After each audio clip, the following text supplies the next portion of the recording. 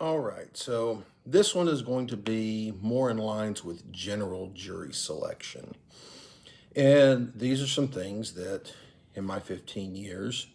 I have seen that are not guaranteed to get a prospective juror dismissed, but have a fair likelihood. First thing is, if the juror says that a defendant's failure to get onto the stand or take the stand and testify on his own behalf means he must be guilty. There is this idea, and I can understand why juries would want to hear from the defendant, but there's this idea that if you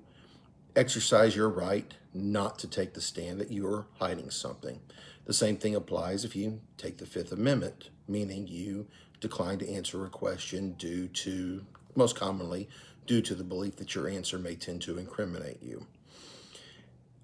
So if a juror says that either one of those things, if you fail to take the stand or if you take the Fifth Amendment, you must be guilty, there's a more than fair chance that defense counsel is going to release you, and with cause. If you are a previous victim of a similar crime or the surviving family of a previous victim of a similar crime, there's a good chance that you are going to be dismissed. Now, there are exceptions. There are attorneys that, well, like to gamble or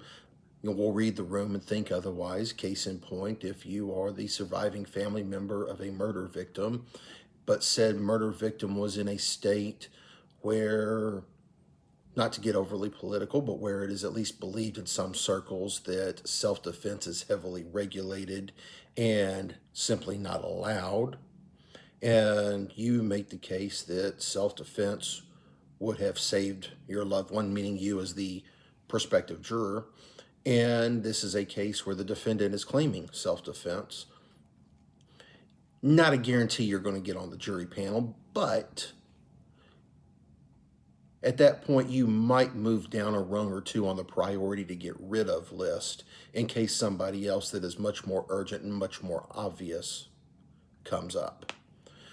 And I say this because, generally speaking, courts try to limit the number of jurors that can be dismissed in order to prevent what I mentioned in the previous video, busting the jury panel. Doesn't always work, hence why that's a possibility as stated in the last video, but there's at least the effort to it. If, back to the subject at hand, if you are adamant that, reasonable doubt means anything below an absolute certainty that the defendant committed the crime, there's a good chance that the prosecution isn't going to take a chance on you,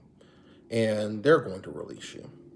And what I mean by that is, you have to be found guilty beyond a reasonable doubt. And there's an evidentiary standard, there's a likelihood and preponderance of evidence and then reasonable doubt, so on and so forth, with reasonable doubt being the highest standard, of course, or beyond a reasonable doubt. So if you are deemed as being overly stringent on what is considered reasonable doubt, meaning that you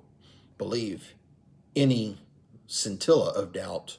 is reasonable doubt, the prosecution's probably going to cut you. On the other hand, if during what's called voir dire or voir dire, you are determined by defense counsel to be overly stringent in the other direction, meaning,